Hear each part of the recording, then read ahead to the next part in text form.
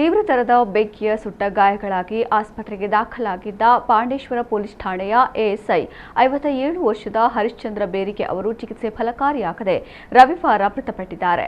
December 28ರಂದು ಮಂಗಳೂರಿನ KPT ಬಳಿಯ ವ್ಯಾಸನಗರದ ಮನೆಯಲ್ಲಿ ತರಗೆಲೆಯನ್ನ ಸುಡುವ ವೇಳೆ ಅವರಿಗೆ ಬೆಂಕಿ ತಗುಲಿತ್ತು.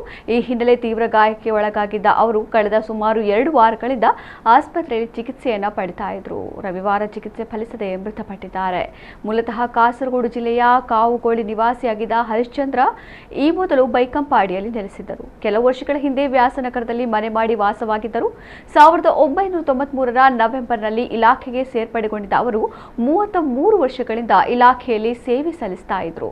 ಮೃತರು ಪತ್ನಿ, ಓರ್ವ ಪುತ್ರ ಮತ್ತು ಪುತ್ರಿಯನ್ನ ಅಗಲಿದ್ದಾರೆ.